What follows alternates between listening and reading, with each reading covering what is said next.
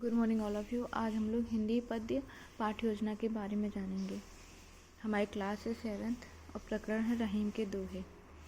जैसा कि हमें पता है, सामान्य उद्देश्य जो होते हैं हमारे विषय से संबंधित होते हैं। तो हमारा विषय है हिंदी पद्य। तो सामान्य उद्देश्य क्या हो जाएंगे? छात्रों में हिंदी भाषा के प्रति रुचि उत्पन्न करना, छात्रों के शब्द भंडार में वृद्धि करना, छात्रों में कल्पना शक्ति का विकास करना, छात्रों की शैली को परिष्कृत करना। अब हमारा आता है विशिष्ट उद्देश्य। विशिष्ट उद्देश्य प्रकरण से संबंधित होते हैं, जो कि हमारी क्लास 7th है। तो हमारा पहला विशिष्ट उद्देश्य के अंतर्गत आ जाएगा पहला ज्ञानात्मक उद्देश्य। ज्ञानात्मक उद्देश्य में हम क्या लिखेंगे? विद्यार्थी दोहे में आए कठिन शब्द के अर्थ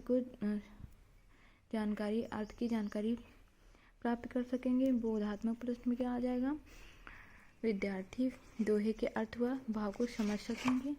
तीसरा कौशलात्मक उद्देश्य, विद्यार्थी दोहे में प्रयुक्त तथ्यों को सीख कर तथा उसे अपने दैनिक जीवन में प्रयोग कर एक अच्छा इंसान बन सकेंगे। और फिर आता है सहायक सामग्री। जो भी हम शिक्षण के दौरान सहायक सामग्री यूज करेंगे वो लिख देते हैं। फिर आता है हमारा पूर्व ज्ञान। पूर्व ज्ञान क्या है हमारा? छात्रों को संत कवियों के बारे में सामान्य जानकारी है। फिर आते हैं हमारे प्रस्तावना प्रश्न। तो हम प्रस्तावना प्रश्न कैसे बनाएंगे? पहला प्रश्न, कविता कौन लिखता है? तो बच्चे बता ले जाएंगे कविता कवि लिखते हैं। कुछ कवियों के नाम बताइए, तो बच्चे जिन कवियों के नाम जानते होंगे वो बताएंगे। फिर हम कहेंगे, वो नाम बताएंगे तो उसमें से एक नाम होगा रहीमदास। तो हम कहेंगे रहीम के दोहे के बारे में बताइए, तो बच्चे नहीं बता पाएंगे। फिर हमारा हो जाएगा ये समस्यात्मक प्रश्न। फिर आता है हमारा उद्देश्य कथन। तो पाठ्य योजना हमने क्यों बनाई, कैसे उसका उद्देश्य कथन बताएंगे बच्चों को। आज हम लोग हिंदी विषय के अंतर्गत रहीम के दोहे नामक पाठ का अध्ययन करेंगे। फिर आता है हमारा प्रस्तुतिकरण। प्रस्तुतिकरण में पहले हम लोग शिक्षण बिंदु, फिर छात्र अध्यापिका क्रिया, छात्र अनुक्रिया और शिक्षण विधि लिखते हैं। फिर हमारा शिक्षण बिंदु में हम क्या लिखेंगे? निर्देश। तो छात्रा अध्यापिका जो है बच्चों को पुस्तक खोलने का निर्देश देगी और बच्चे पुस्तक खोल लेंगे। ये कौन सी विधि हो जाएगी? पाठ्य पुस्तक विधि। फिर हमारे आते हैं विकासात्मक प्रश्न। तो हम नॉर्मल से 2 विकासात्मक प्रश्न कर सकते हैं। तो मैंने यहाँ पे एक ही प्रश्न किया हुआ है, रहीम जी का कोई एक दोहा बताइए। तो बच्चे नहीं बता पाएंगे। फिर हम दूसरा शिक्षण बिंदु लेंगे आदर्श पाठ। तो यहाँ पे क्या हो जाएगा? छात्रा अध्यापिका शुद्ध स्पष्ट आरोह अवरोह पूर्वक भावानुभूति विराम चिन्हों का उपयोग करते हुए आदर्श पाठ प्रस्तुत करेगी। मतलब जो कक्षा अध्यापिका होगी वो जो है मतलब दोहे को पढ़ेगी।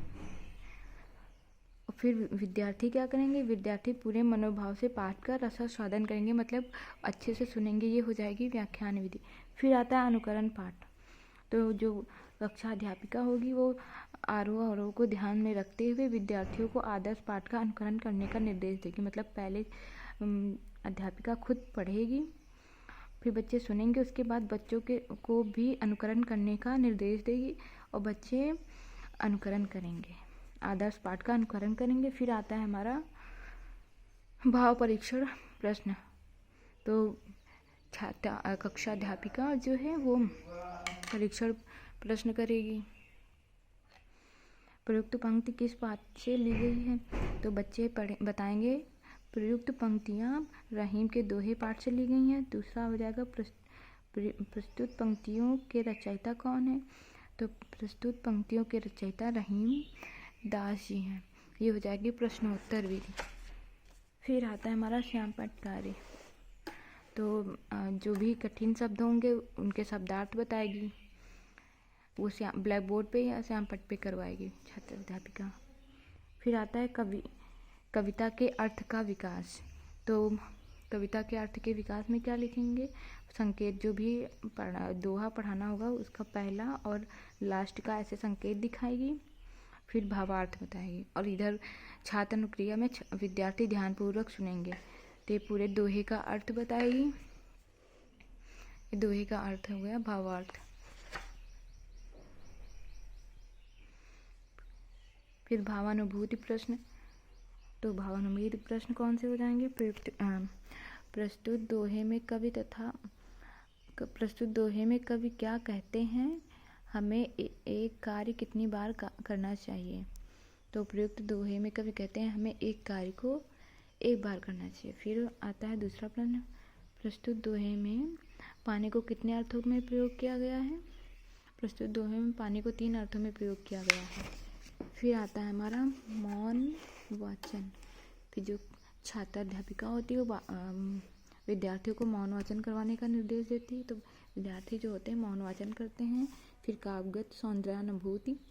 फिर छात्र अध्यापिका विद्यार्थियों को सौंदर्यानुभूति संबंधित ज्ञान श्यामपट्ट पर करेगी, साथ ही साथ अभ्यास पुस्तिका में उतारने का निर्देश देगी। मतलब जो कक्षा अध्यापिका होगी वो विद्यार्थियों को श्यामपट्ट पर कार्य करवाएगी ब्लैक बोर्ड पर, और फिर उन्हें अपनी कॉपी में उतारने का निर्देश देगी। फिर आता है लेखन एवं निरीक्षण कार्य। फिर जो कक्षा अध्यापिका होगी श्यामपट्ट कार्य का निर्देश देती है, तो फिर वो निरीक्षण करेगी, कक्षा में घूम कर बच्चों का निरीक्षण करेगी। और फिर आता है शास्त्र वाचन। छात्र अध्यापिका विद्यार्थियों से शास्त्र कार्य कराएगी, सभी विद्यार्थी शास्त्र पाठ करेंगे। फिर निर्देश, कक्षा अध्यापिका छात्रों को पुस्तक बंद करने का निर्देश देगी। फिर अंत में आता है आदर्श पाठ। फिर से लास्ट में फिर से छात्र अध्यापिका पुनः काव्यमय वातावरण को बनाए रखते हुए पाठ करेगी, विद्यार्थी ध्यानपूर्वक सुनेंगे। ये हो जाएगी फिर पाठ्य पुस्तक विधि। फिर आता है हमारा श्यामपट्ट कार्य, निरीक्षण कार्य, फिर लास्ट में पुनरावृत्ति प्रश्न करवाएगी और फिर गृह कार्य दे देगी। इधर हम श्यामपट्ट चिपका देते हैं। ये हो गया हमारा पद्य की पाठ्य योजना।